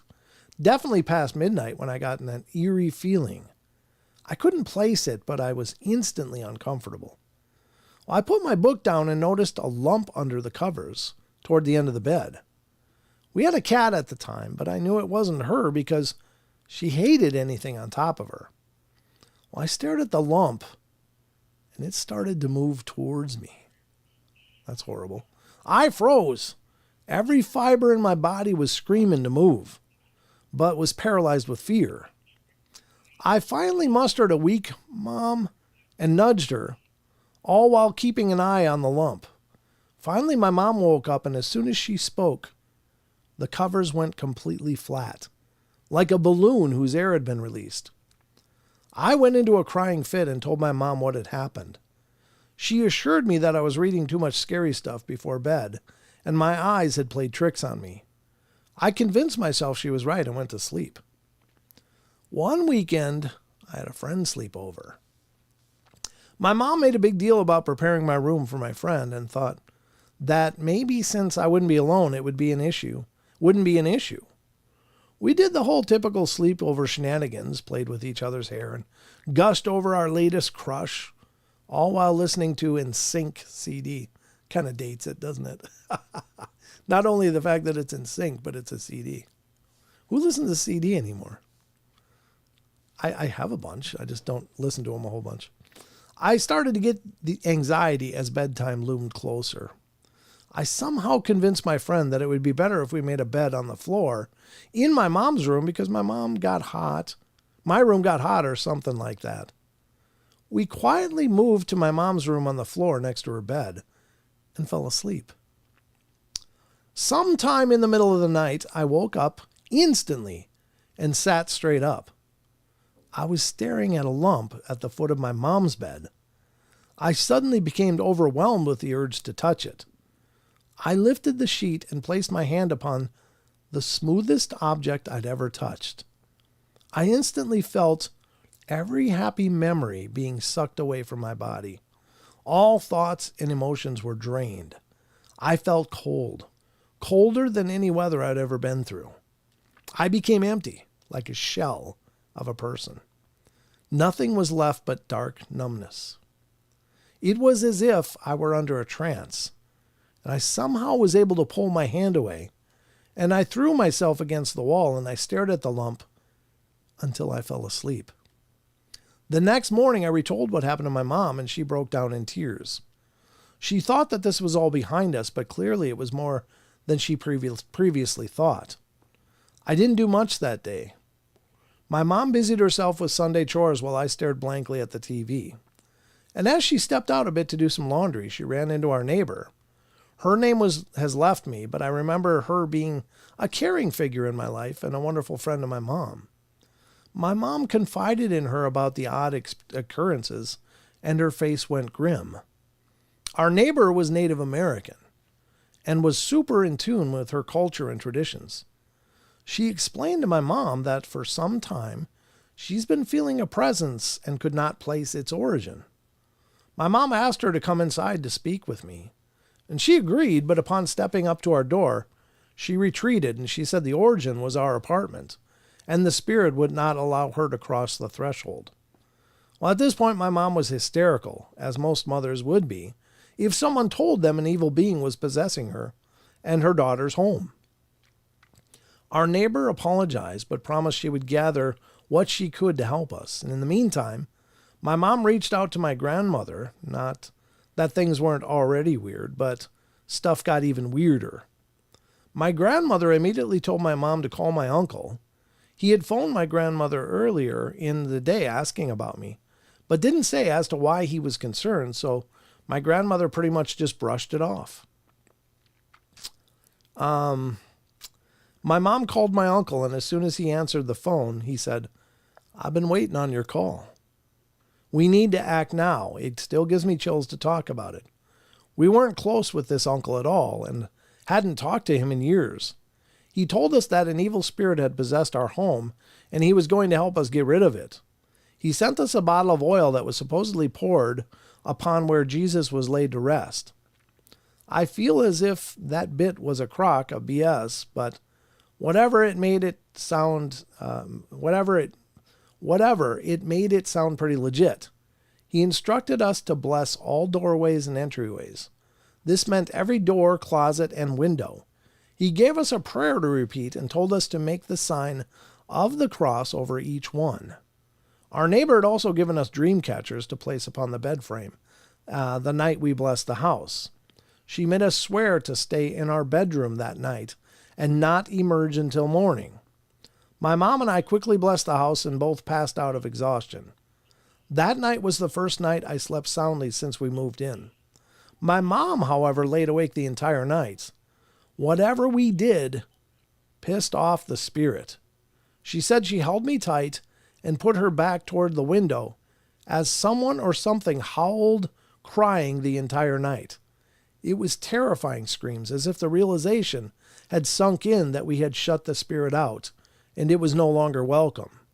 She said that night was the longest night of her life. To this day, I have no clue what I experienced. If my mom hadn't gone through it with me, I probably would have thought I was crazy. Seeing it laid out through text definitely makes it seem insane and completely unreal. And that was by Mimosas Made Me Do It. Wow. That's an incredible story. Oof.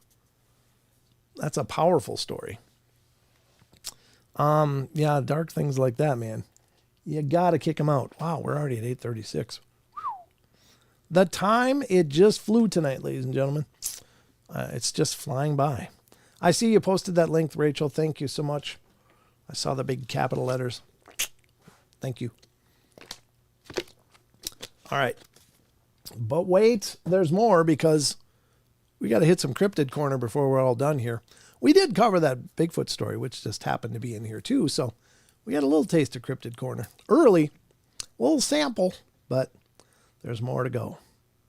I'm just going to move that up so it's ready for the next show on Wednesday. And then I'm going to bring us to Sasquatch Chronicles, ladies and gentlemen. Mr. Wes Germer's site. It's a great site. Definitely check out Sasquatch Chronicles. There's great listener emails and links to other shows, as well as all of Wes's episodes. And you can join and be a member through his webpage and get an extra episode every week. So, I mean, what's not to love? If you like Sasquatch Chronicles, man, you can get twice as much Sasquatch Chronicles just by becoming a member of Sasquatch Chronicles. So that's pretty epic. Let's get to this article. And this is a listener email that's wrote into Wes to tell them about an experience. So this is not too long. This one won't take too long. We can get through probably pretty much most of what he posted that I pulled up. All right, this one is from February 15th from Sasquatch Chronicles blog. And we're going to check that out now. Here it is. This is the saw. I think they saw the shape of a very large person. A listener writes, I've had 3 encounters, but they're all audio, so nothing probably that is tremendously helpful to most eyewitness reports. My friend in high school say saw one and went hiking. And we went hiking back deep into the Indiana woods, to see if we could find it. Something began circling our campsite, and there was 3 knocks. We felt fear like I cannot explain and left. Number 2 was in the same area. I was in the sports car while in college with my fiance at the time, making out near an old abandoned graveyard. How romantic. Oh my God. He's a keeper. Making out by an old abandoned graveyard. Oof. A multi-toned scream began to rise up, maybe about 25 yards in the dark, and it sounded like a lion at a zoo. How the air shakes and you could feel it when the roar/scream went into a sound that sounded like an insane woman screaming. Needless to say, we left the area fast. Yeah, that's a lot to put up with. I mean, if you have no idea what you're hearing and it sounds like that, hell yeah, get out of there. Number 3, a fishing trip with my dad in the Quetico, I'm not sure how to pronounce that, Quetico, near northern Canada. Quetico, maybe? Quetico? I don't know. I'm just throwing out different pronunciations. That's all I got, though. We were a good 100 miles from any civilization, and we had motorized canoes, and it took 2 days to travel all into the most northern area you can imagine. We camped on an island about 40 yards across, and there were 4 of us. My dad's friend and his son and us. A tiny island next to us, maybe about 25 yards away, was very small, about 30 feet across, with a massive bald eagle nest in the top of the trees. And that was so cool. We were here for a week, a large tent on our island, and we were there to fish for a week. And we would never see another human being. Our island was about a half mile from any shoreline, deep in cold water, and it was early summer. On the second night, something massive with bipedal steps was walking around the tent. It was a heavy footfall. I thought it was my dad playing a joke, and then something begins to slap the side of the tent with a flat hand sound. In a very rapid succession, like someone trying to slap the tent to scare us to come out. I remember seeing a shadow from the moonlight and seeing a large person's shape. Moonlight distorts things and makes things look huge, so the size was not the issue since I thought it was my dad just trying to scare me. I took my flashlight and showed it inside the tent, expecting to see my dad, sleeping bag empty, but all 3 people were sound asleep. I was terrified. I listened to this for another 15 minutes or slower. It says or slower. Or slower. Something walking around the tent. The steps were heavy and I could feel the ground vibrate a little. I never thought about Sasquatch for some reason, but now I have a better idea based on all your podcasts. Yeah, that's creepy. I mean, maybe in the North Woods like that, well, up in as north as they were, maybe they don't see many people. So it's like, ooh, what's going on? Let's go check it out. What's this thing? And they touch it. They want to feel it. I don't know. Maybe they're very tactile. I'm just saying. It's a great story, though. Wow. Creepy. It's the unknown, I think, that is the worst part about the Sasquatch encounters. You don't know if you're about to have a really cool experience or if you're going to have a terrifying one. And maybe just by virtue of there being something that's so huge standing somewhere in close proximity to you with a character that we just don't understand is terrifying enough, because it could be really hungry and of all the animals in the forest, we are the slowest and the most awkward. So we are literally the low-hanging fruits, unless we're packing heat. Then at least we got a pretty robust way to defend ourselves. But you got to hear them and see them to use something like that. And as far as I can tell, they can travel absolutely silently with no sound, even in thick forest areas. So, yikes, scary stuff. Anyway, just always advise caution on this. All right, so let's get to the next one. And this is also Sasquatch Chronicles blog from February 15th. Strange rock clacking in Indiana.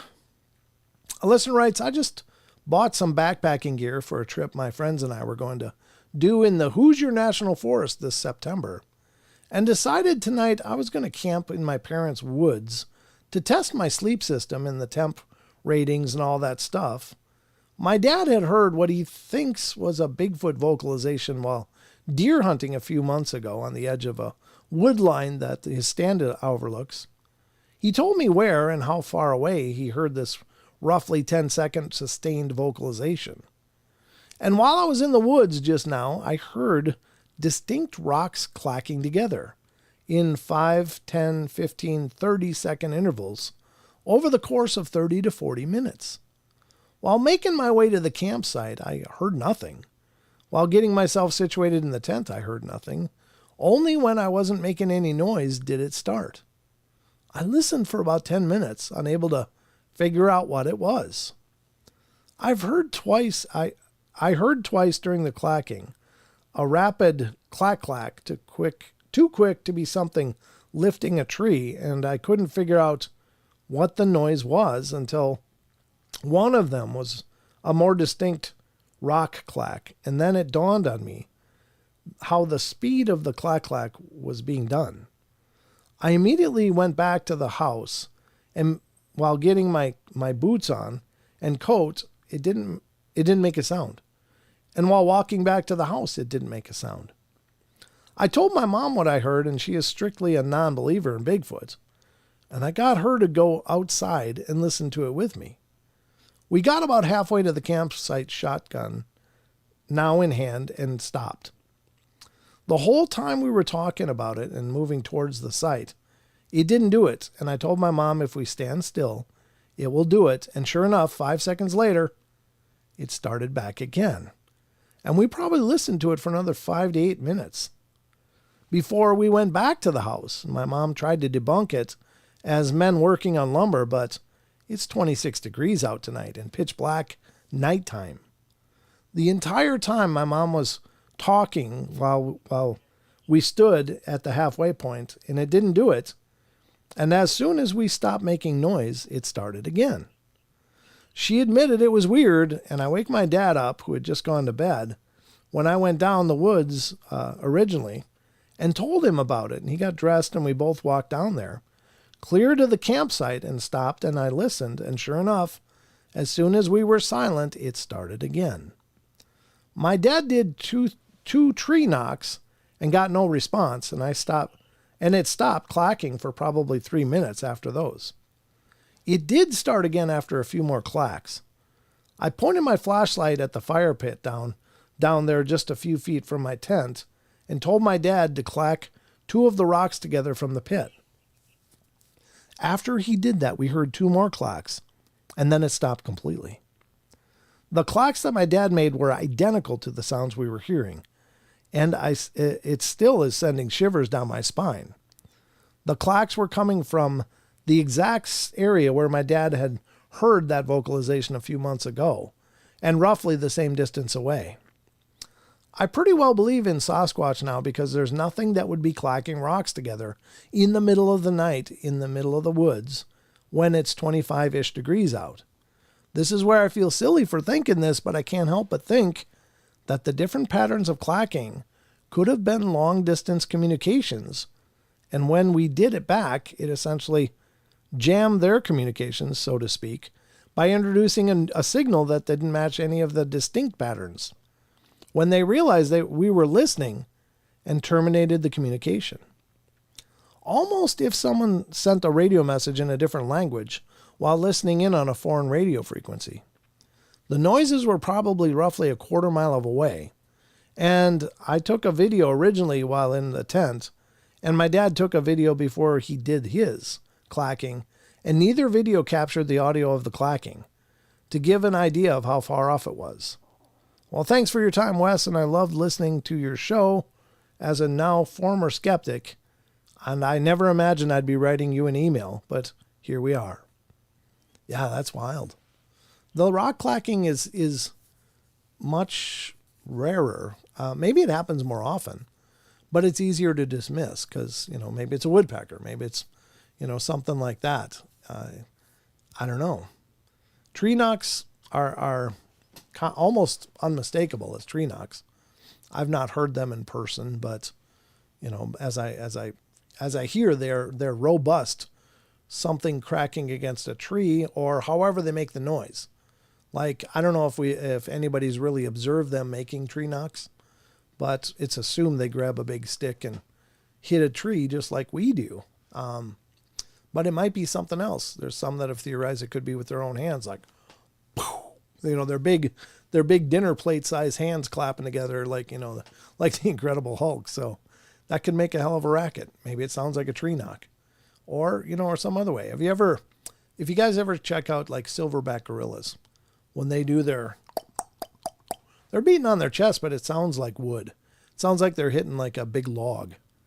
It's a really thudding, hollow sound, and so maybe they're doing it something like that. I don't know.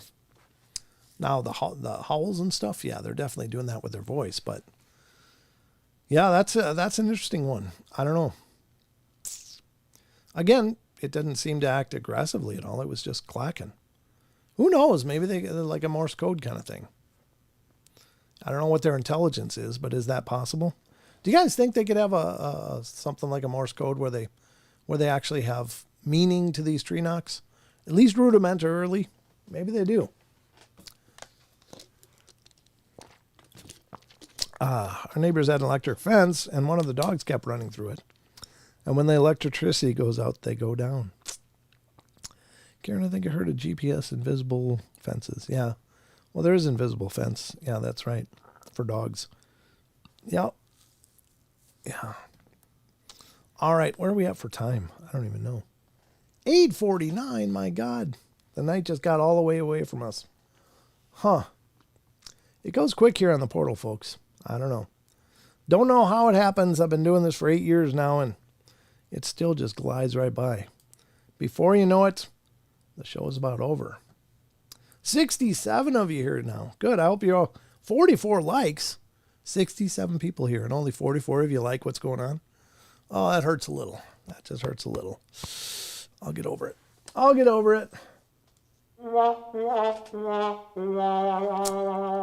But you could certainly make me smile by clicking a like before you leave anyway. God, yeah, I think the Bigfoot phenomena is amazing.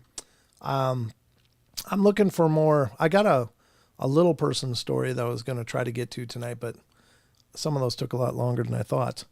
I'm sure they have some kind of code, John says. Yeah, I think they might too. I've heard of the different number of knocks for years, and I imagine they got to mean something. That's got to have a specific meaning. Whether it's 1 knock, 2 knock, 3 knocks, or like really rapid knocks. Like sometimes they're like, like really quick. And that's where I wonder if it's not their chest, like, bum, bum, bum, bum, bum. I don't know. I don't know, but could you clap your hands that fast? I don't think so. If you did, would it be as loud? I don't know. Anyway, there's got to be, they've got to have verbal forms of communication and nonverbal, and probably other forms. I mean, there's the question of mind speak. Are they telepathic? Many people have sworn that they've heard the thoughts of these things, like in their heads, that these things are telling them something mentally, like a telepathy.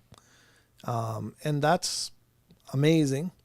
Again, I don't think that telepathy and empathy, rather, I said entity, but telepathy and empathy are unusual for animals, because I think that animals do sense our energy.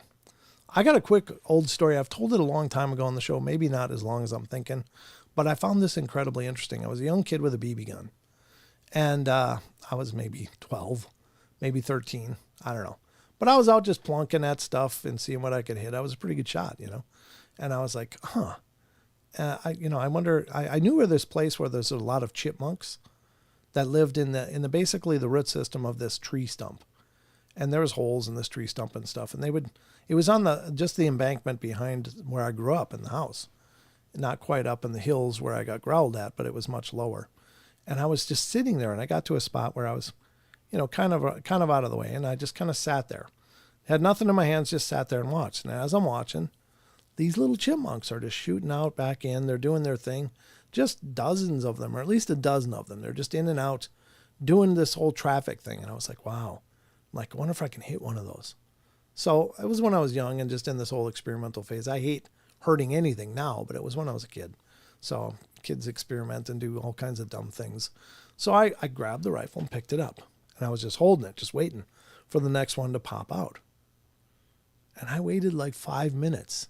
And not a single one of those chipmunks, I swear, my hand to God, not a single one of those chipmunks came out of that burrow when I had that gun leveled. And I was like, it's just a BB gun, but it was like they knew. And I was like, what? They were just going crazy. What's going on? So I put it back down and sat there again. And soon enough, they're coming in and out just like normal. I'm like, how in the hell? So I grabbed the gun again, and none of them come out. It's just like they knew that my intentions changed. I put it down. They would come in and out. It was like a highway, in and out, just chasing each other, just, doing their little chipmunk thing. And then pick up the gun and they wouldn't. I did this like 3 or 4 times. And I was like, oh my God, how can they know what I'm thinking? And it dawned on me, they must be able to pick up at least on that energy, that intent. That I went from not hunting to hunting, to not hunting to hunting. And every time that I was trying to actively hunt, they would not come out. I was just like, my mind was blown. I was like, how can they know? And I don't know if there was something unique about those chipmunks, or if that guy, because squirrels and chipmunks, they get shot all the time. I don't know. Maybe it has to do with range and distance. I was not far away. These chipmunks were pretty fearless. So I was like maybe 15 feet away from the stump. But when I held up the gun, not one of them would come out. When I put it down, they would just run out and in and out doing their thing. So I don't know. It just blew me away, because Debs, I have to clear my mind if I'm giving Luna her meds and their food. She knows. Good point. House pets, our pets know too.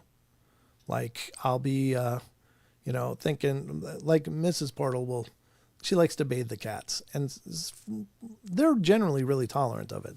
Not Pikachu, the little white one though. He hates baths. He doesn't like anything about them. Anubis, the black one, will just get in there and stand there and, get scrubbed and whatever. I think he likes it, but. Pruner? Yeah, we're pruning the dirt on our cats. That's why we bathe them. But it's like she can go up to Pikachu anytime and just pet him. But when she's going to give him a bath, it's like he knows, and just poof, he just runs. So it's crazy that animals do seem to respond to our intentions. I think that's amazing. So I don't know. I don't know what you think, but if even little chipmunks can know, then perhaps the bigger animals know even more. Maybe they're more and more intelligent and more aware of our intentions. And I think they respond to that. So anyway, that's the show tonight. Hope you guys had a good time. Hope you enjoyed what we're doing here. Hope you enjoyed the dialogue. I don't know. I'm just speaking from the heart here. She's considered large. We're talking about dogs. Okay. Gotcha. Well, that's going to about wrap up the journey here tonight. I thank you all for being here. All 60, well, it was 68. It's 67 of you now. But we'll be back on Wednesday, Friday, and Saturday for the next shows. We'll try to do Deb's show on Saturday if I can get the phones figured out. It's kind of becoming incumbent upon me at this point, so I'm not I'm not looking forward to another expense, but I'll do what I can. I'll be talking to Deb, and we'll let you guys know. Keep an eye on the social media, Facebook page and stuff, and we'll post any updates to that. So, but that's good. Hey, thank you, Vincent. Thanks for stopping in, brother, and being a part of the show. I appreciate that, and appreciate every one of you. I hope you guys will give me some likes before you go, if you haven't already. I see we're up to 52, so it's improved. It's improved. Hi and bye to you, Eric. Good to see you, brother. I'm sorry if you came in late. I do apologize. Sorry you missed the show, but it's always there on demand, folks, if you want to watch it later. So anyway, that's going to wrap it up for the portal tonight. You guys have a wonderful rest of your weekend. It's kind of a long weekend with President's Day on Monday for us here, so that's kind of nice. But anyway, I do want to put this out there that sometime in the beginning of March, I'm going to have to take off for about a week. I got to be out of town, so you got to do what you got to do. But anyway, I will post more specifics when I know more specifics. But that's the latest bit of news that I got for you. So anyway, I love you all. Be good, be kind, be nice. Take care of each other and help each other out, especially nowadays. God, we all need a hand. Just remember to find the magic in every day, and remember to laugh as much as you can. And I'll see you on Wednesday night, folks. So have a safe weekend and have a good start to your week. And I'll join you on Hump Day, and we'll break it down all over again. So take care, everybody. Good night. Cue the credits.